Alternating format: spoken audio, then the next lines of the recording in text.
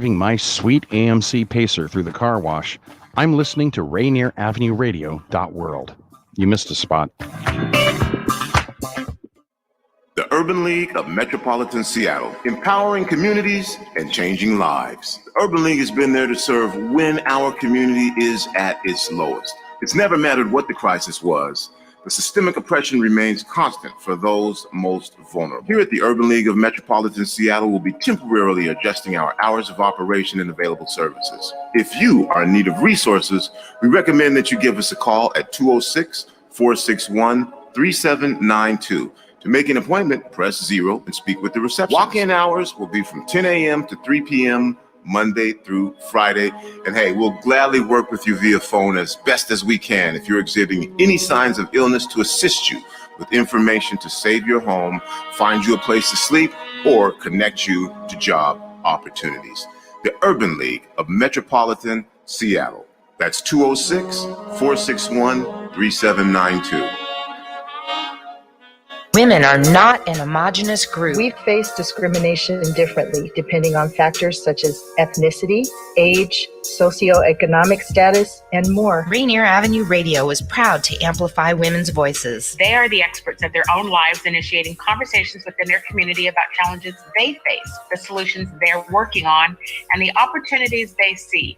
Please join us this Sunday from 2 to 5 for Women's Voices on Air. We know our challenges. We are the experts of our lives. We are master multitaskers, prioritizing our family, friends, and our faith above our own needs. Our needs and voices are too often overlooked. Please join us this Sunday from 2 to 5 p.m. for Women's Voices on Air. We tell our stories in our own way. Dealing with COVID-19 is uncharted territory, and everyone has different challenges. People may feel anxious, down, or overwhelmed. For some, these feelings can lead to changes in sleep patterns, an increased use of alcohol or drugs, or withdrawing from the people around them. If you know someone who's having a hard time coping, you can help by reaching out to talk and listen.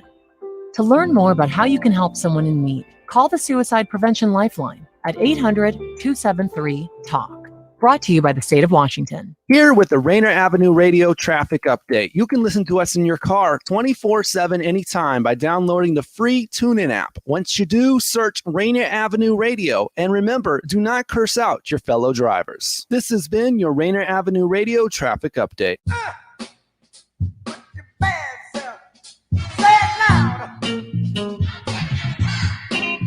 Yeah, little trains, Brown in the house. Welcome to Monday Night Sports. I'm Rick DuPree, and along with Edwin Bailey, we bring you Monday Night Sports every Monday night right here on Rainier Avenue Radio.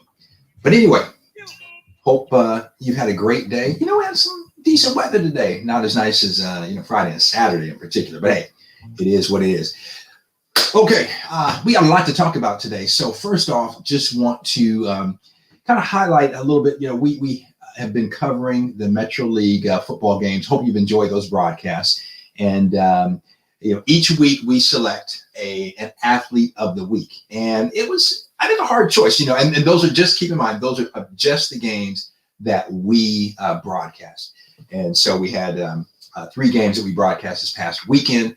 And of those games, we all of the staff that is there, Edwin, myself, and the support staff that's there, people behind the scenes, running the camera, making sure you're hearing us and seeing us and what have you. We are all there. So we brought you this weekend. We had Eastside Catholic Rainier Beach on Friday. That was out at the Southeast Athletic Complex, and Eastside Catholic a winner over Rainier Beach. And then we gave you a doubleheader on Saturday, and that was Garfield and Prep. Yeah, and man, that was that was a surprise. Prep, I believe, 28-0 winner over Garfield, and then in the nightcap we gave you Nathan Hale and Franklin. So those are the 3 games, excuse me, that we broadcast. And so from those 3 games, those are the ones that we are going to choose and select our player of the game. And also want to say a big thanks and great job to Juan Cotto and Granville Emerson. They brought you the call of that afternoon game on Saturday between Prep and Garfield. Anyway, with all of that said, we want to just say congratulations.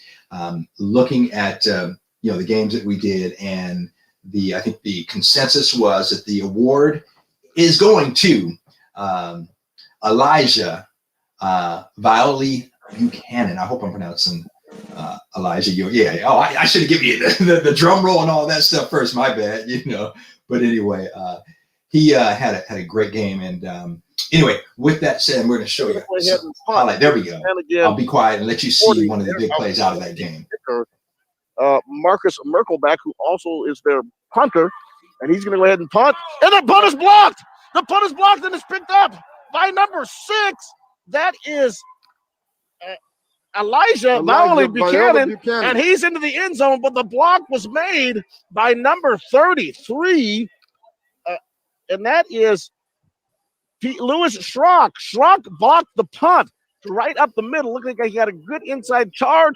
The punt was blocked perfectly with 2 hands. It bounced right into the hands of Bailey Buchanan, and they're into the end zone. And on a special teams play, Seattle Prep is up 6-0. Well, and there you have it. That was the call of the game from Juan Cotto and Granville Emerson. And so, again, a couple things. Now, Elijah scored 3 touchdowns, 2 of them running. He also picked up, as you saw, that block punt and took it to the house for the touchdown. So congratulations to the Rainier Avenue Radio Metro League Student Athlete of the Week and Elijah Bailey Buchanan, senior running back for the Seattle Prep Panthers. And also, Elijah, you will receive a $20 gift certificate from Emerald City Fish.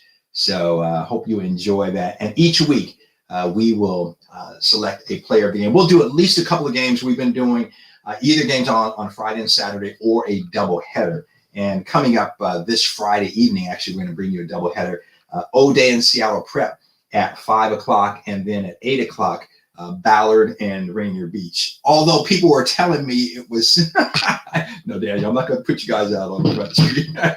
Saturday, I was saying, yes, it's a Ballard and Rainier Beach. They're like, no, it's Lakeside and Rainier Beach. Ballard and Rainier Beach. So that'll be the 8 o'clock game. At What does it say there? Come on, highlight it. I can't see. That's too small. But I have my schedule.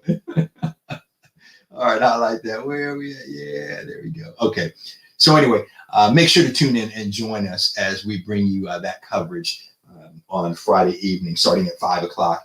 And again, we hope you enjoy. So one of the things that's really important is because, the Metro League, and again, hats off to the athletic office and all of the coaches at these schools for giving these kids an opportunity to play. And we just want to, all kidding aside, really, really, applaud them for that work and allowing these kids to get out and do what they love. Do what they love. So that's really important. There are a couple of I'm looking through the roster. So there are a couple of other plays I just want to highlight real quickly before we shift gears and talk about some other things. But one of the plays, so we did the Franklin Nathan Hale game, and Nathan Hale was a big winner in that ball game. And I think the score wasn't as indicative of what the game really was. It was 40-0. Nathan Hale won, but the score was a little misleading. Franklin played especially a good first half. A few mistakes, critical mistakes that can be fixed. But the reason I bring this up is because Franklin, has had trouble getting enough kids out to field the team, and I believe I think we counted 22, 23 kids, total on the roster and on the field, I should say. But they really came out and put some great effort in. Yeah, you see some of the highlights there. And you can go full screen with that if you want, maybe show a few of the highlights. But I do want to point out a couple of players that just really, really stood out. One of them was Tyler Satterwhite, senior running back and defensive player for Nathan Hale, did a great job. One of the players for Franklin that really, really stood out, and I believe that may be him calling the signals there, and they call him Tank, but Carmonte Banks. And Carmonte, is a senior as well. Terrific all-around game. And, for one series, they put him in kind of at that wildcat. And he was taking the snap and he was punishing guys. So he was impressive. He was really impressive. Friday night at the Southeast Athletic Complex, between Eastside Catholic and Rainier Beach. And that was an impressive, and you're still seeing highlights of that game. And don't worry, you don't have to throw up highlights of that, Daniel, unless you just have something handy. But a couple of guys that I want to just say their names and really highlight. One is a kid who we've been covering him since his sophomore year, since we started covering Metro League football and high school football overall. But that is a Jalen Tuimoloau, JT, and top recruit. And from everything we were told, he's selecting between two schools for college, and those two would be Alabama and Ohio State. And believe me, he is one incredible player, both sides of the ball.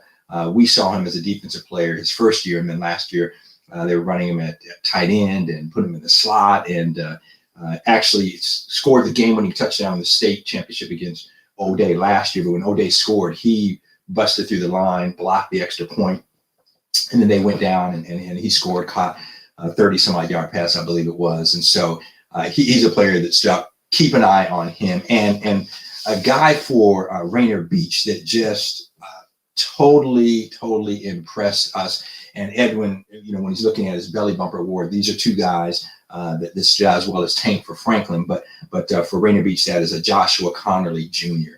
And he had some cramps and didn't play in the second half, but he was dominant in that first half. And so again, just wanted to recognize those young men as well. And we'll get the big man's take on his belly bumper award and let you know what who won that. But anyway, as I said, stay tuned, because coming up this weekend, Friday night, Edwin and I will bring you that doubleheader. What's up, big fella? How you doing? Hey, sitting there, man. I'm sitting here looking at Joshua Connerly and wishing that I looked like that when I was his age. I tell you what, did you get a chance to select your belly bumper award of the week? Joshua Connerly Jr. Okay, that was it. I figured you were going to go that way. And keep in mind, folks, like I said, he only played one half, and they were working on him and it looked like he had cramps and what have you. And part of the thing, so if you haven't listened yet, so just know that we will bring you every weekend a couple of games. It'll either be a doubleheader on one of the evenings or a game on Friday and Saturday. But the Metro League, they're playing a shortened season, 5 weeks, and then they'll have a couple weeks of round robin play for the kids. But what is interesting, because there are no fans at the games for obvious reasons.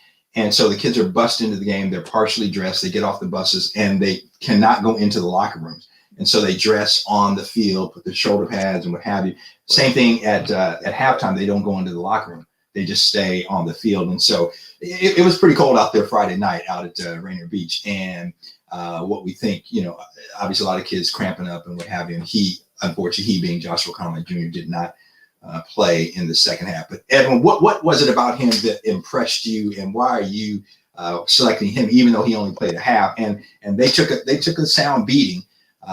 But why is he your pick for the belly bumper award?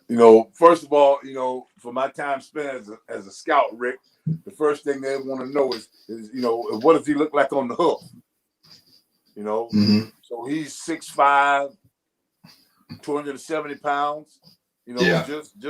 Just a big, good-looking kid. He plays with a lot of bend. He plays with a lot of punch. He can tough guy. If he's playing tackle, well, boy, I'd love to see him at right guard. Mm-hmm. Yeah. And as you're seeing the highlights right now, he's number 55 in the blue. So if there's a play, you may see him. But he was just, Edwin, he was just dominant. He was dominant out there. Yes. Yeah. I've called 3 college coaches that I know already and told them, if y'all ain't looking at him, y'all wasting y'all time. Yeah. Yeah. And he just was a big kid, get up field, and he's trapping right now. There's a few little things that he need to polish, and he would be a devastating trapper. He's a good trapper right now, but he'd be a devastating trapper, working to get up field, because right now he just want to punch. Uh-huh. Hey man, that kid got a pretty good future. Yeah, and we had a chance to talk to one of your former teammates, David Hughes, who's helping out with Rainier Beach, and he said, that not only is Joshua an outstanding standout football player, but also 3.9 GPA in the classroom. Wow. Mm-hmm. Yeah. Wow. So that's all I can say to David Hughes, who's a great guy, and Dave said he will eventually. Maybe I get opportunity just to sit down and just talk with him and just find out where he's at. Yeah. I don't want to talk with him about going to college. That's something that he's going to deal with his parents with. But I just want to just talk to him and just see where his head is. He appears to be an outstanding kid. Yeah. Well, we definitely got to get you over to talk to Juan Cotto, who is our very own Rainier Avenue Radio's very own Juan Cotto, who's helping out, on the sidelines this year with the O-linemen. So that is an invitation for Edwin Bailey to get out there and show him a step or two. Hey, I love talking with offensive linemen. Yeah. No doubt. Smartest guys on the field. Hey, you know what? It's interesting, Edwin. You and I were talking a little bit about this, and people. There are misconceptions about athletes, but to play at a high level and to play at the top level professionally, people don't understand the intelligence that it takes to play. From being able to read defenses or offenses, or whatever the case may be, to understand the importance of being a team player. And there's so many lessons, and I want you to talk a little bit about it if you would, but so many lessons that you learn as an athlete, as a member of a team, that are life skills that you take on as you grow older. Hey, Rick, just the audible system. Audible system will blow the average individual's mind.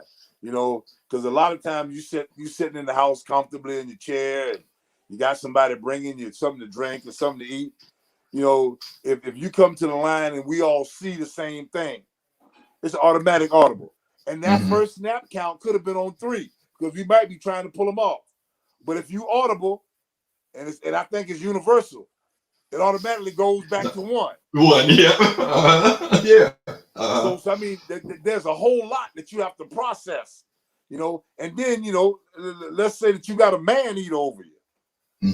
You got to process this information and then prepare with this guy that's a body snatcher.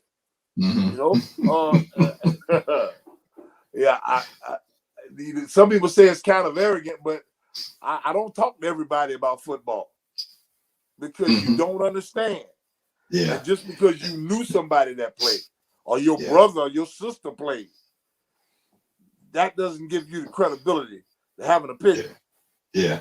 You make a good point, Edwin, because when you're out there and it's cold or you're tired and whatever the case may be, and you still got to bring it. And guess what? You're bringing it in front of, at the level you played at, in front of 70,000 fans in the stadium, not to mention the millions watching on TV and the pressure that you have. But no, you're absolutely right, because you talk about the audible system, and for people just to make sure they're clear, what that means is that, obviously quarterback coming to the line of scrimmage or even on the defensive side and getting that pre-snap look and figure, okay, hey, no, what we got called isn't going to work. So now we got an audible, and we got to make sure we're doing it where, the defense is knows an audible's coming, but they don't know exactly what you're going to be doing.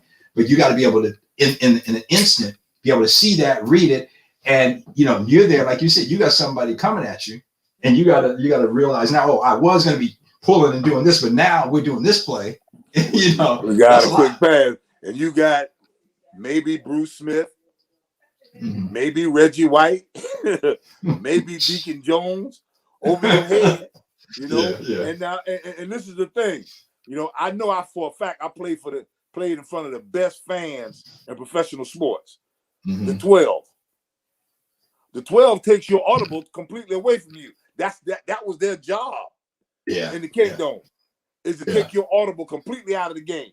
So now you get to the line and you can't audible. But if you're a good team, like the Chargers and some of those Raiders team, you might go on a silent count.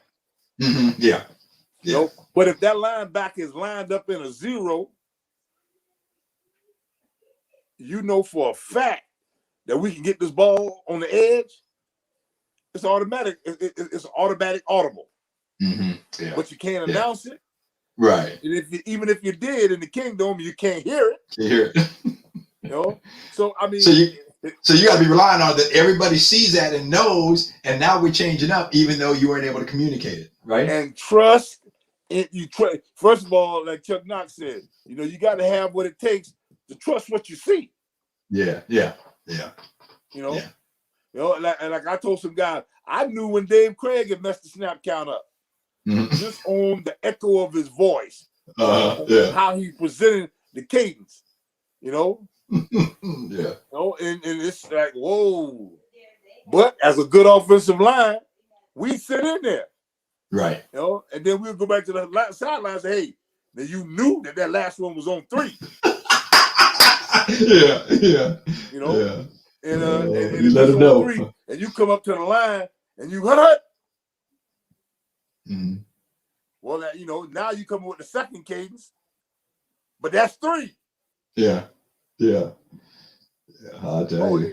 Again, Rick, it's a tough job, man. You know, and the older I get, the more arrogant I get, and the better I feel about myself. Yeah, and about what you accomplished, no doubt. Hey, man. Yeah, no good. If you just tuned in, you're listening to Monday Night Sports. I'm Dupe. He's Edwin Bailey.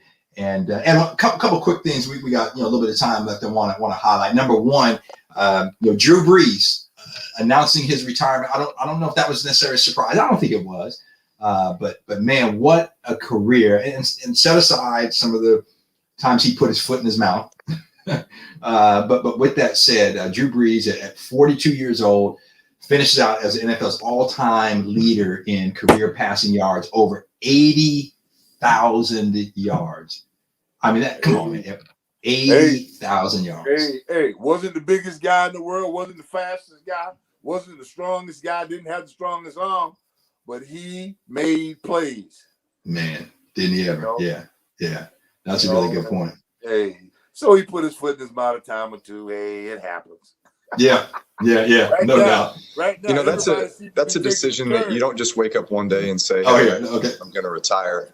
It's definitely a process. And listen, I'm 42 years old. I've had a chance to play this game for 20 years in the NFL, and I think for the last few years, I felt like this moment was coming, and it just made me so laser focused on staying in the moment each and every day, enjoying the moment, enjoying the preparation, enjoying the grind, enjoying the celebrations with my teammates, just knowing that at some point I will retire and move on to the next chapter. And I want to be able to look back with incredible memories and knowing that I gave it my absolute best. When you ran off the field that time and looked back over your shoulder pad, did you kind of know then that was it? Go ahead. You can cut. I did. Let him go ahead. Listen. Really, I've approached the last 4 seasons with that mentality of I'm just going to pour everything I have into the season, and then I'll give myself at least a little while after the season to soak it in with my family and my wife, Brittany, and then make a very thoughtful decision. But I think going into this season, I felt like this was going to be it, and let's go get it. Drew, what are you going to miss the most about football? Locker room. There's so many things. I mean, the moments on the field after the game, I think those are the moments that my kids most look forward to. It's the game after the game. I think that's been one of the most special parts of this whole journey is watching our kids grow up through this and be able to, retain the information and come to the Saints facility. And, they would jump in the hot tub with me. They jump in the cold tub with me. They jump in the whirlpool. They run around the indoor facility. And then they just could not wait. They bring their footballs to the game, knowing that they would have an opportunity to go on the field after to play. So having them be a part of this and knowing that there's memories and hopefully moments of inspiration for them that will last a lifetime, that's what it's all about. Let's go back to when you moved to New Orleans. I remember Daniel, I just thought it was the most interesting thing of all because you would just come off almost a career-ending injury with San Diego. Thank you, Dan. So again, congratulations to Drew Brees. Now, I got to think, okay, he got his 4 kids there. How come the baby girl ain't got his jersey? What's up with that?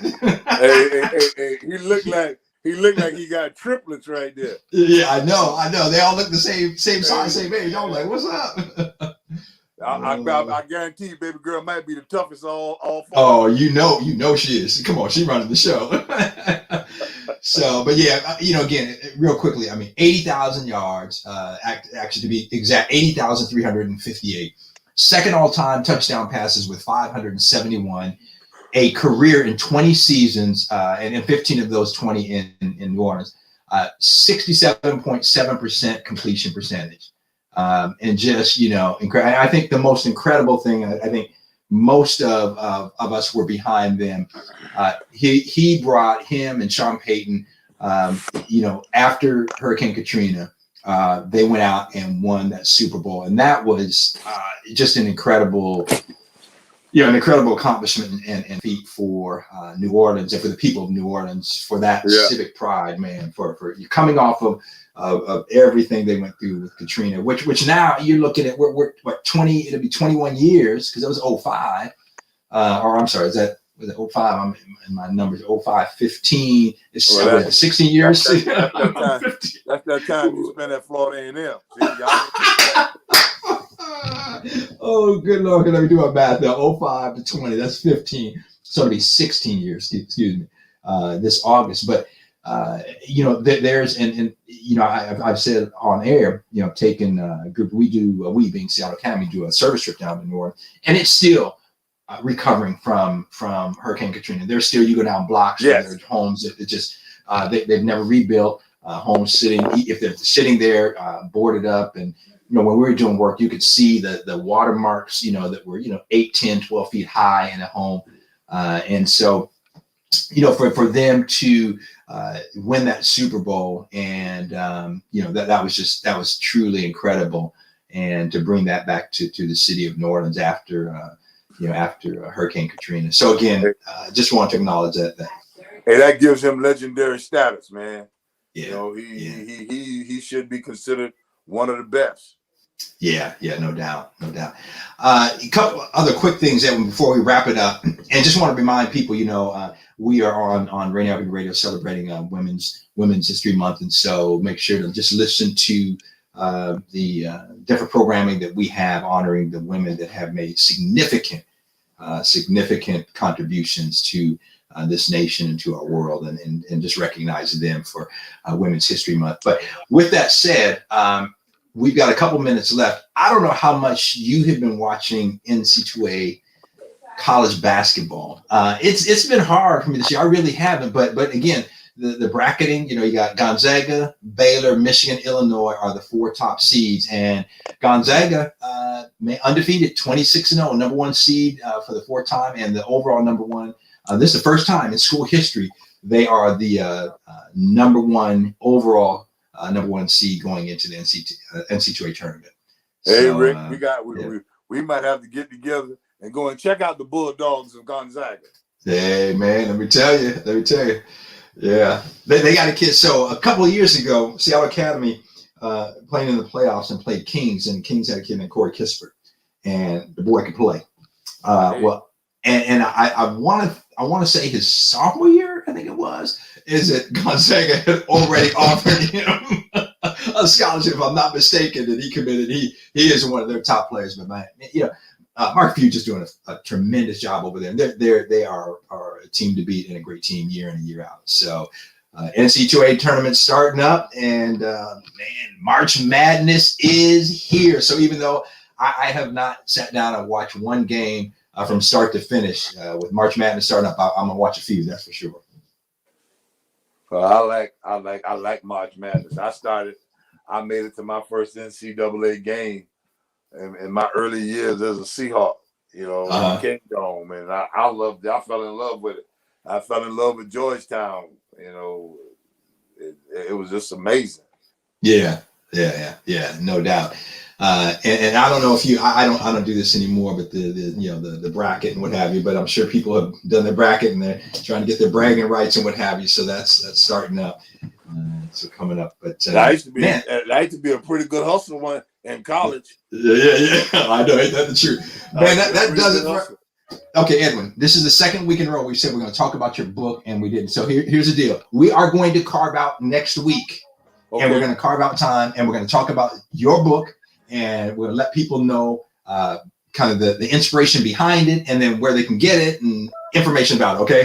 Okay. Well, Rick, if you check your email, I sent you some excerpts. I got to check that because I didn't see it. So we'll talk. We'll get that done. Anyway, with that said, for Daniel B, for Edwin, I'm Dupe. Next up is Lidline. Thanks for listening. We will see you Friday night, and you can hear us Friday night, 5 o'clock. starting with a doubleheader at Memorial Stadium. Until then, peace and God bless. Daniel, another great job, Daniel. This is another called great job. Star Time. And when I'm not